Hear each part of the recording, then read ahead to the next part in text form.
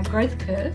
And today it's my great pleasure to introduce you to Sam Mostyn, who is from Sydney, Australia. Hello, Sam. How are you today? Really well, thanks, Pamela. Lovely to be joining you. And great that you could make some time. I know that your portfolio is so enormous. I'm going to stumble as I introduce you because you have so many wonderful accolades and achievements and also current board positions.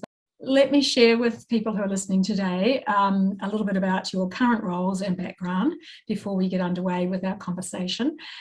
Folks, Sam is currently the President of Chief Executive Women in Australia, which is a membership body for senior women in Australia who are chief executives and other accomplished people.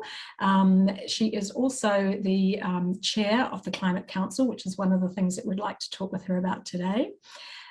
Sam also sits on the Mirvac board and is the chair of Citibank's Australia Commercial Bank. Correct me, Sam, I think I've got that right or wrong. Consumer Bank will do, but yes. Consumer Bank, there you go. Foundation for Young Australians, Australian Investing in Women, Ozfilm, Anne Rose, and many others. So I'm just not sure how you managed to squeeze us in today because you have such a big portfolio, but we thank you for your time. Sam, would you mind if we start with your role at the Climate Council? You have been on the board for some time, you're the chair now, but before that you were also involved in some other climate and sustainability organisations. So you have been involved for quite some time. Can I ask you, would you tell us what you have observed over that last decade or so, and what the Climate Council's current goals are? Thanks, Pamela. It certainly has been a really encouraging and transformative decade. Despite sometimes thinking we're not making enough progress, there is a lot that has been happening. And my interest in climate really came through working in an insurance company, which we can talk about later, but actually seeing climate risk through the lens of insurability and the like, and that was back in the early 2000s. But I have been really lucky to be involved in a number of climate-related organisations, and chairing the Climate Council now after a number of years on that board is a great vantage point to look at the climate system and what's been happening most recently. I also served for a long time as a foundation director on Climate Works Australia. And I guess it's the combination of the work of Climate Works, which looks at pathways to decarbonising, and very, very important work around industry level work that can be done to decarbonise. And then Climate Council, which was the reconstructed or phoenix-like rising Climate Commission that used to be a government instrumentality, but was sacked by Tony Abbott when he became Australia's Prime Minister. And in the nights or days after the Climate Commission was effectively sacked as being not needed for the Australian government, the public actually, there was a kind of fundraising campaign with the public that saw enormous amounts of public interest saying, actually, with that group of people and that group of climate experts, we want them to continue. So the Climate Commission became the Climate Council, and the chief climate councillor was Tim Flannery, and he is still our chief commissioner. Yes. And young climate activist Amanda Mackenzie, who had founded the Youth Climate Council years before, remained as the chief executive, and Amanda today still is the chief executive of the Climate Council. And so what occurred was a response to the public and to, I guess, business that wanted to know more and more data and detail about the climate story. So we have produced reports throughout the last decade that go to understanding and unpacking in very simple language what is happening in the climate system, from extreme weather patterns and what that means for communities, to why temperature rise matters and how it's linked to our own behaviour as humans, so the anthropomorphic description of what's been going on in our climate, all the way through to in the reports of the recent time, to how to go aim higher and go faster in the decarbonising story in the lead up to COP. So it's been a really important part of the communication and amplification of the climate story. And where we are today is our team is just about to arrive back from Glasgow. We sent a team led by Tim Flannery, and there'll be a whole lot of work that will come from that, where the Climate Council will once again engage on what do we learn at COP, what have we got to do, what are the great trends that have been occurring, and where does Australia sit in that? A really important time for the country. What other trends that are occurring, do you think?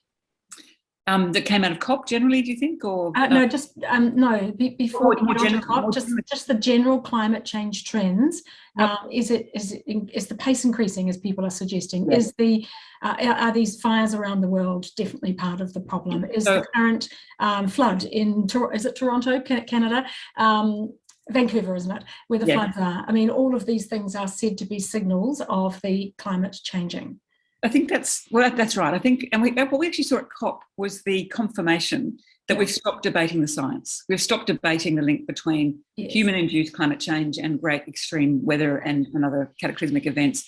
We've accepted that. And so what's now, what I think the fastest thing that has happened is at Paris, so at the COP that actually created, the targets that we now work to for 2030 and 2050. That was the moment that said, actually now it's about speed and commitment of nation states to achieving or retaining Australia, the global climate at 1.5 degrees warming. We know that even with all of the commitments made, even at COP, we may hold to 1.9, and that has big implications for the world. But it's really saying we're no longer debating whether human-induced climate change is having an impact. We're now talking about the speed with which we respond to it. And the evidence is in the scientific, the cultural, the lived experience, whether it's extreme heat, bushfires, floods, extreme weather that sits in our systems that lead to more hurricanes and cyclones. I think that we are in general agreement that this is the decade where we actually have to see some action. COP26, one of the goals was to try and get coal out, not coal down. And I think that last minute change was quite a surprise and quite disappointing for many. What do you think is going to be the reality over the next decade as a result of that last minute change? Well, I mean, I'm a practical optimist or pragmatic optimist. And of course, that was a very disappointing moment. And when you see a president of a COP really emotionally affected. And I listened to the words of Mary Robinson and her response to all of that, the former president of Ireland, and she has her own climate foundation and one of the elders that work around the world to say we need to be better. Deep sadness about the failure to actually be as ambitious as we need to, and to say, end of coal, end of gas, and we move. Yes. But the optimist in me says, it's great to have a statement that says coal down. It's great to have had many nations who actually wanted much harder language. It was a group of countries, and I'm sad to say Australia is one of them, that doesn't want to let go of that moment to say we want to keep coal-fired powered stations and coal-related businesses going. And our governments and many of those leading opponents to climate change here in Australia have continued to talk about, great, well, that means we can build coal, we can keep on building coal plants.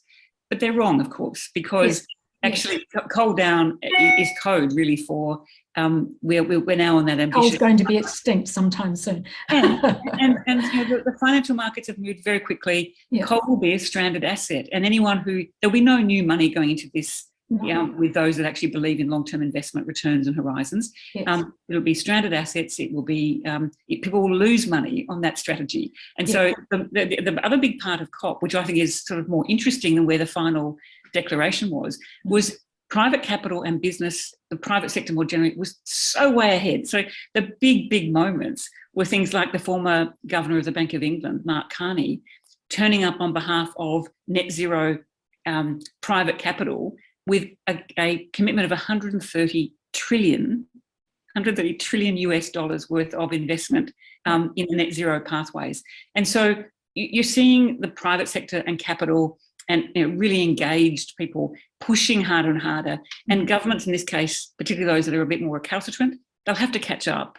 And at the end of COP, alongside that rather watered down statement, was the commitment to be back in a year and to revisit that and the commitments. So, I'd say this time next year we'll be talking about another year's evidence, another year of the climate changing and people experiencing those terrible moments of heat or storm or whatever it might be. And we'll be back discussing stuff very rapidly. So the optimist in me says it's a shame that humanity can't get together in that moment. And yes. You just have to look at the news this week with New Delhi covered in smog. They've only got 5 of their 11 coal-fired stations in New Delhi operating this week because of the smog. And they do say that this is the time of year that it gets worse because the surrounding regions are burning off farms. But for that to happen the week after they say, no, we can't meet your goals, is a bit of a irony, don't you think? it is ironic, but again, India at COP did really interesting things and committed to a pathway to renewables. Now, their pathway was slightly longer, but in the middle of that were some very big commitments to electrify and decarbonise quickly. But I think we've got to be a bit kind to some of those countries that were not the contributors to the carbon story to date. So, my country, less so your country, but very much my country here in Australia, we are such a huge per capita contributor to the impact of how much carbon has gone into the atmosphere. And we're a rich nation, and many of the rich nations contribute to at least 50% of what's already in the atmosphere.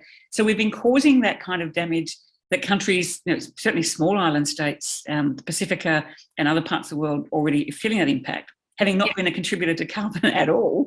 So they're not causing the problem, but living with that issue. And India, to a lesser extent China, but India particularly, has been pulling itself out of poverty and growing its the kind of wealth aspirations that other countries like us have had. And so if it takes longer with their ambitions, I'm okay, because actually they're in a different kind of transition socially. And what will happen is if every other country does its work, then India will be part of the story and will bring great innovation and almost leapfrogging technologies for a population of 1 billion.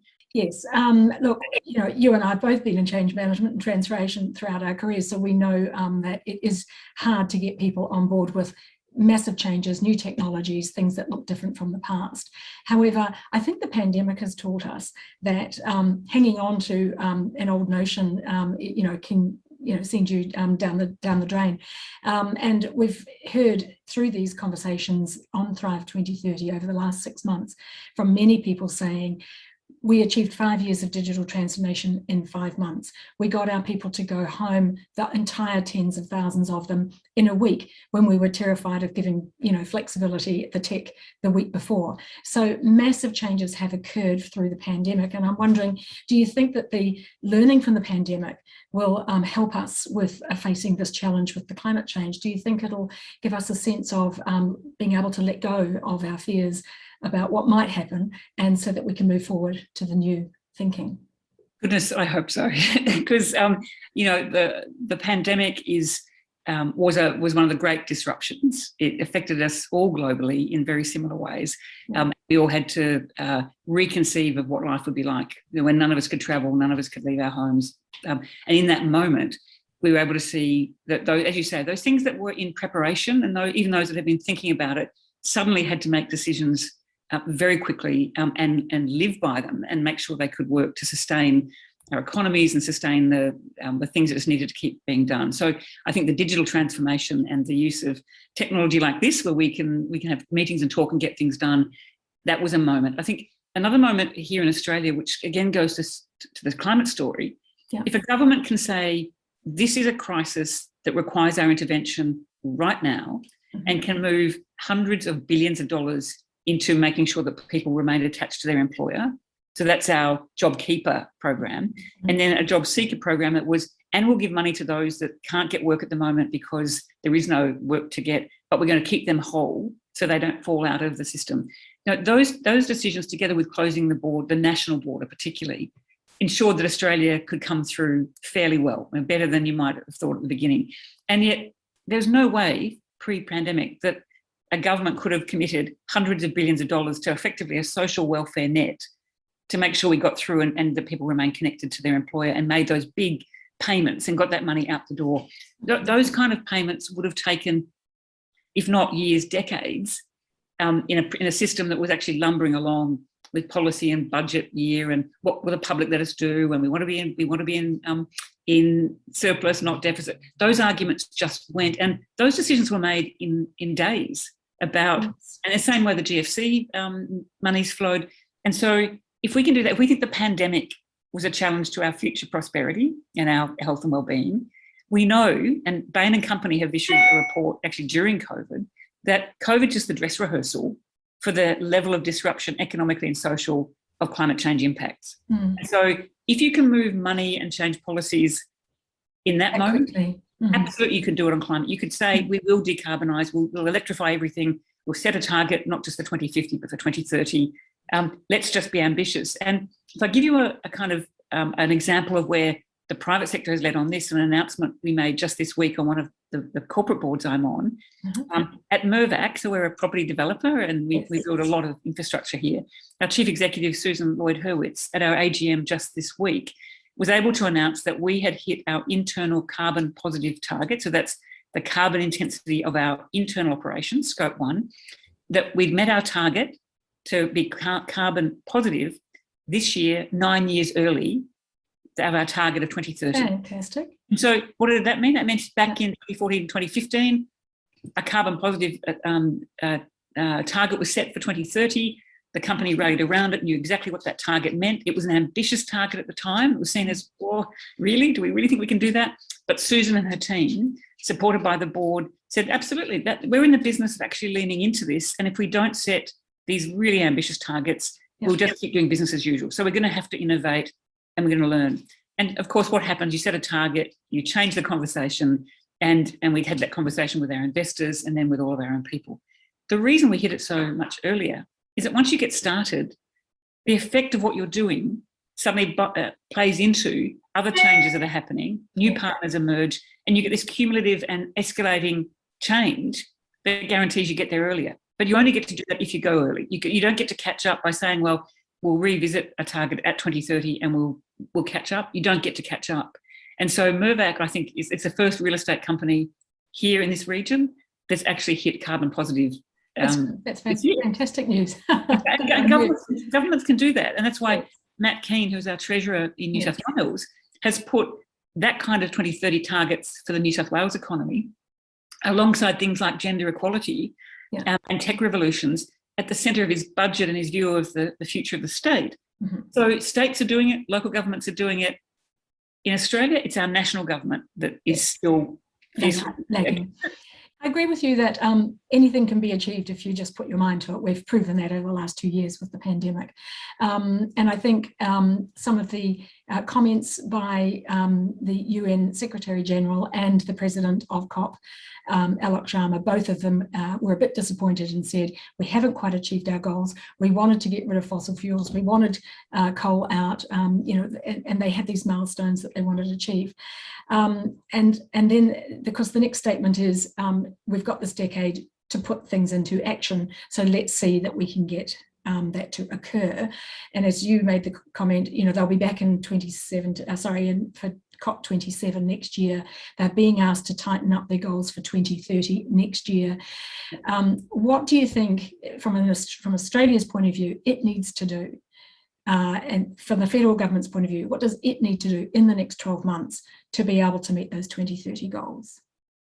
So just straight up, the Australian government's got to actually lean into the 2030 timeframe and not keep on saying we're 2050 and somehow our roadmap will get us to 2030 just because we trust technology will suddenly emerge. They've got to be intentional and purposeful, and they've got to listen to what's happening in the capital markets and the private sector, because that is rapidly moving. And the consequence of them not doing it is as much about what they failed to do with the attraction of other capital to the country and stopping cross-border adjustments that might catastrophize or cause problems for our export markets. We're a big exporter, and we know that in the European, perhaps even in the Asian and US context, if there are tariffs that are put on those products and services that don't come from countries that have got an aggressive decarbonising strategy, then the cost of our exports, the ability for us to be a really growing and functioning trading partner, it puts us at a very big disadvantage. And over time, big licks of capital start to sort of avoid Australia because of the lack of certainty of the 2030 target. So there's some big consequences. And I think it's a government that's going to have to think very clearly about this as it goes into an election. So we have a federal election sometime between now and May. We presume it's in that kind of March, May period. But the public has moved dramatically. So I think this will be an election that's fought as much on climate as it is on some of the impacts of things happening to women and the kind of rising inequality that's occurred, and is the felt experience of communities rather than the being told about the heroic, we're back, the engine room of the economy is travelling well, and that we can manage climate sort of almost on the side. The public is going to be, I think, much more attuned to this, not just because of COP, but because of the companies they're working for that have made it a 2030 issue, the products and services they're buying and seeing this new association with good business and good products and a 2030 ambition. There's lots of new pieces that a citizen is experiencing. And of course, the citizens then have a chance to vote. There are at least 6 seats that are held by the government at the moment that will have a new independent candidate running only on this issue of climate action, really predominantly. And so if some of those seats the government loses to an independent, then sits on the crossbenches in maybe a hung parliament or something like that, then climate is back. It's the policy that will be back in Canberra for debate. And so I think government just has to move. They have their own problems in their own coalition with their National Party colleagues, and yet, and I guess this is where I also think the government hasn't seen the great opportunity for this country. You talked about what was disappointing about COP. There were a couple of things that were really stunning. 2 of them were things that were guaranteed to be dealt with, and one was the methane story. So the commitment to remove methane as a greenhouse gas. That's a very big, and that's a commitment all around the world. We are a big methane contributor. So methane is an important story. The rainforest story, the commitment to maintaining rainforests and growing forests and the natural capital stock of the world. And the natural capital piece, we've got a task force on the environment, the cost of the environmental issues that already exist. There's now one that will be just on natural capital and on the value of nature. And so that goes to agriculture and soil quality and all kinds of things that is the heartland of Australia's productivity in the agricultural and farming area and production of food. Yes. So if we were smart, we'd say, let's lean into the new task force on measuring and committing to preservation of natural capital. Because Australia could do that, and that's a net contributor towards avoiding catastrophic climate change, because these are the big natural sinks of carbon capture, not carbon capture and storage. These are the ones that absorb carbon in our soils and in our trees. So I just think there's lots of things that the federal government can do.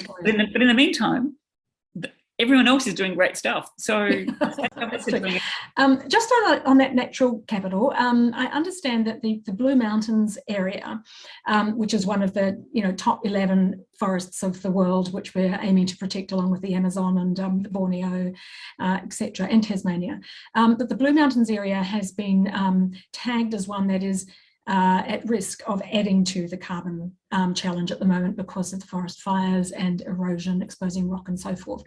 Does New South Wales have a plan to deal with that? Yeah, I think this is where good advisors, I know that the Pollination Group, that's entire business it's an advisory firm that's based entirely on how do you monetize these issues and get action, how do you create climate bonds, how do you get markets interested in real decarbonising that you can prove and then put a value on. And the New South Wales government has increasingly been announcing extension of national parks and reforestation. And part of that is just a gift back to the public to say we need to maintain nature and that accessibility for the public. But underlying that is the beginning of governments to actually have their treasuries put a financial and economic value on the protection of natural capital that's both absorbing carbon and is important in the story about sustainability. And so there's an economic story under those things, and that has to match up with the loss of biodiversity and the loss of forest coverage that comes with those catastrophic fires, when they're not just the normal cool burning fires that we can manage, but they are those catastrophic ones that do so much damage that we lived through the 2019-2020 period here in Australia. So I think the New South Wales government is trying to balance that out and say, we get that that's a huge risk around the Blue Mountains area, but we're going to actually extend the footprint of national parks and protect them because we know of that value. And over time, and it's going to be the next couple of years, you will see, I think, rocketing up the public discourse, the investor discourse, and then governments. How do you actually put a value on biodiversity and natural capital? How do we actually issue bonds around that? How do people invest in that? Because that's the new market for sustainability investing. I mean, throughout the pandemic, I've heard a lot of people saying, the government needs to do this, the government needs to do that. And I quite often say to myself, the government's called government because they govern. Do we really expect them to lead on the strategy? Do we expect them to lead on these massive changes? And what more can private enterprise do to partner with government?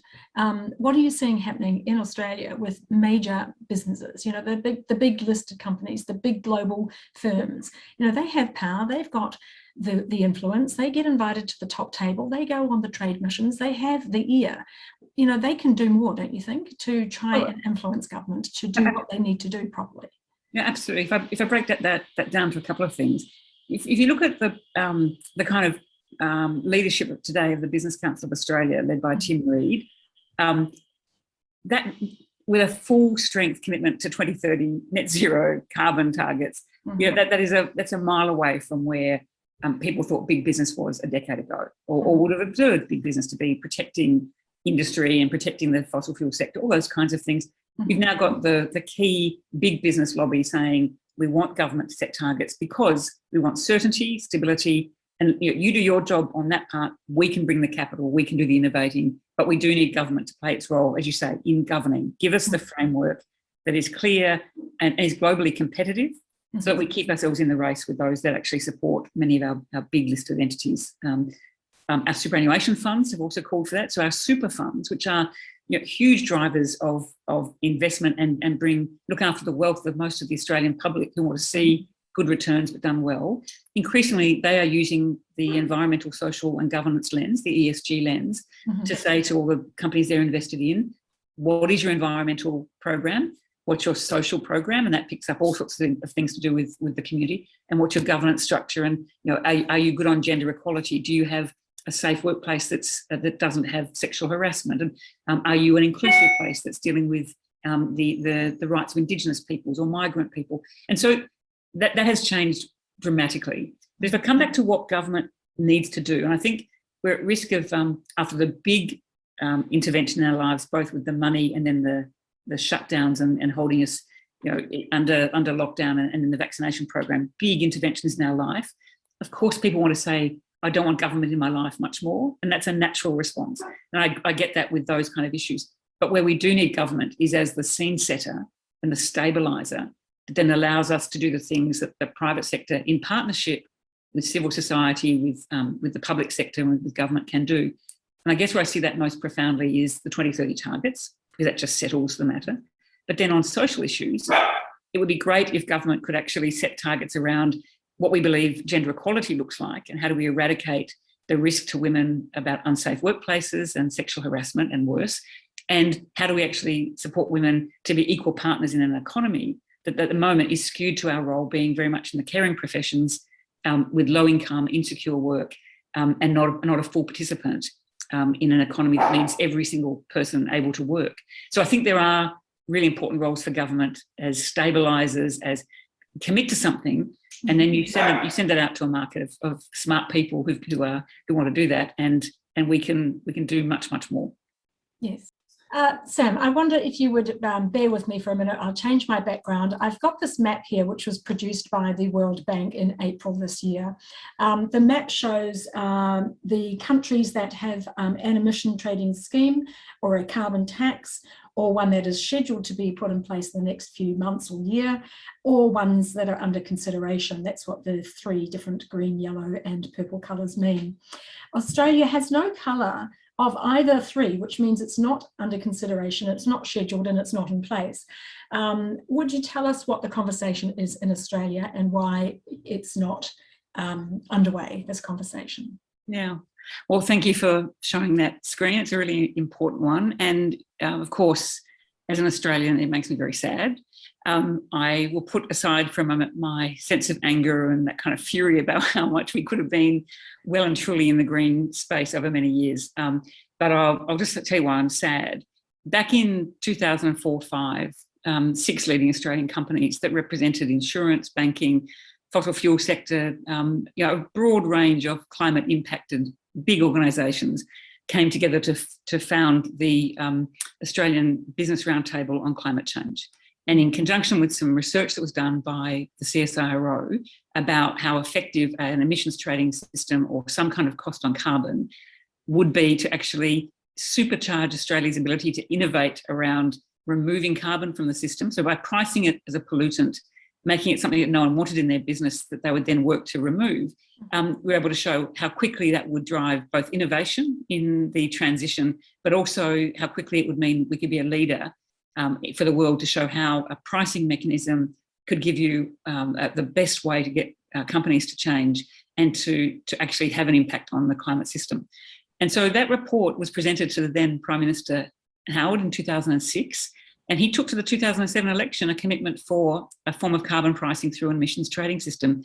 And he said at the time, if big business is telling me that this is the fastest way that you get change because it drives out the pollutant and it grows innovation, I trust them. And so we then got stuck in the mire of an ideological discussion from 2007 onwards, and we've not come out of it. So climate change has determined the leaders that we've had, and if they've gone too hard and their parties destroyed them, we get the next leader, and the next leader might be totally against it for a number of years and takes the public down a route that says carbon pricing is tax and we're not for tax, we're for technology, or we're for lowering taxes. And of course that gets all conflated, and a public that just wants some very simple messages suddenly has been bombarded over the last decade or more with a sense that this was going to be an expensive, economy-ruining program, which has never been the case. And if I go back to what that early report said, this is the smoothest pathway to actually decarbonising, but also transitioning. And those that will prosper will be those that will be the best. And there will be losers along the way, but they're going to be losers anyway in a rapidly climate-affected world where investors will move away from stranded assets. So let's get on with it now. And so what's happened in the meantime? We've not had that national leadership that's gone back to, let's just be proud, let's take on those that are anti this and still in the climate denial space or playing politics, and do the right thing by both the country and the climate and the world.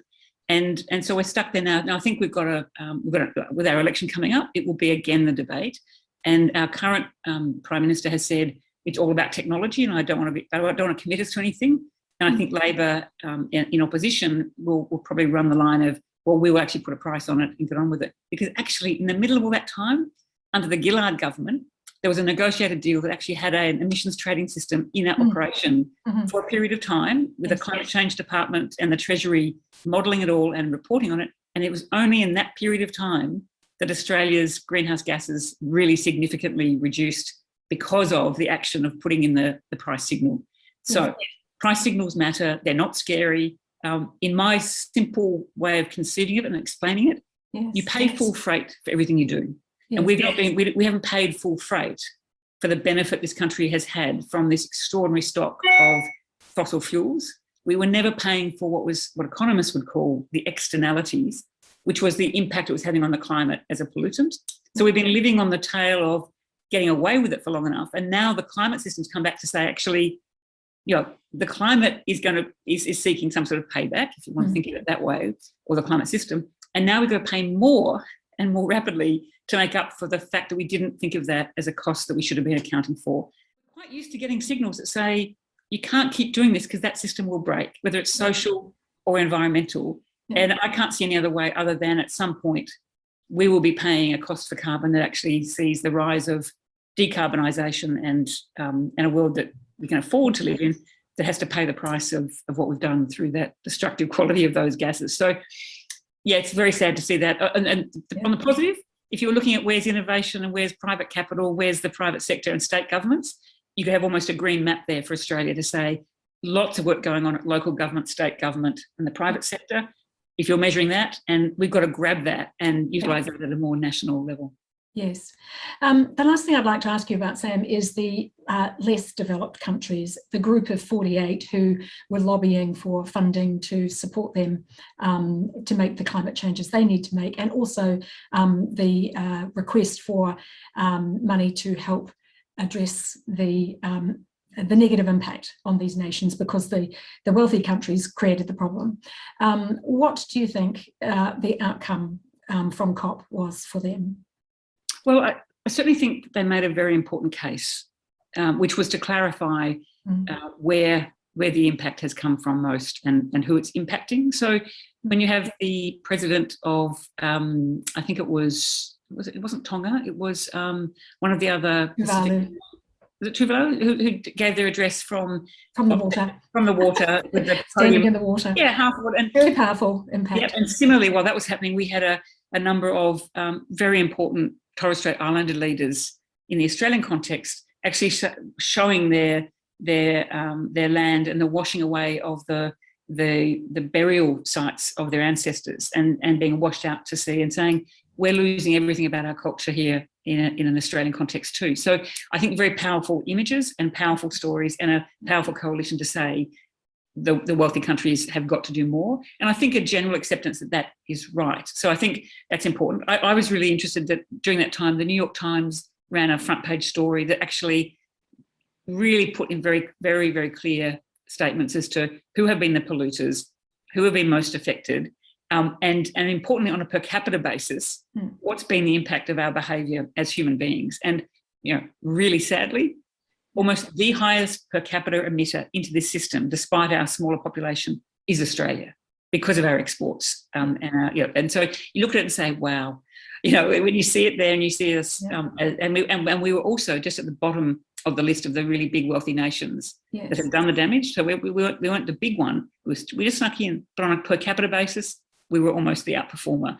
And so, I think we're getting more and more data, more and more information, and I'm hoping that things like compassion, a sense of this being a global effort, and some reflections on our responsibility to those nations that can't fund their way through this and have been managing the impacts will actually lead us to some better outcomes. And certainly the world has no excuse now. We can, all that information is in, and the imagery was stark and powerful, wasn't it? Powerful, yeah, definitely. I think you're right. The conversation is now on the table.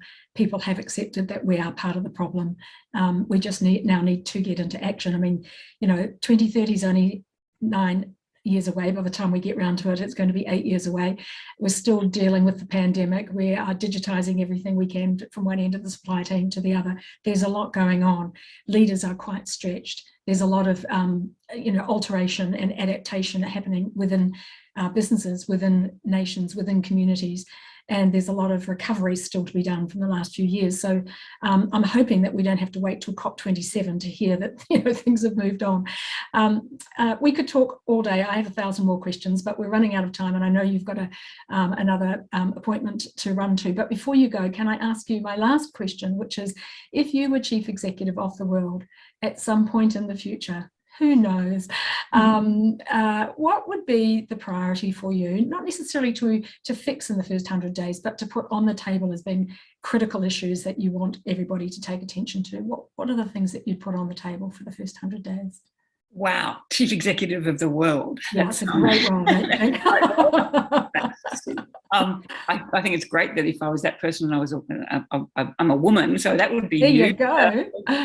Given how we still struggle to support women chief executives generally. So what would I do? I think it's been implicit in our conversation today.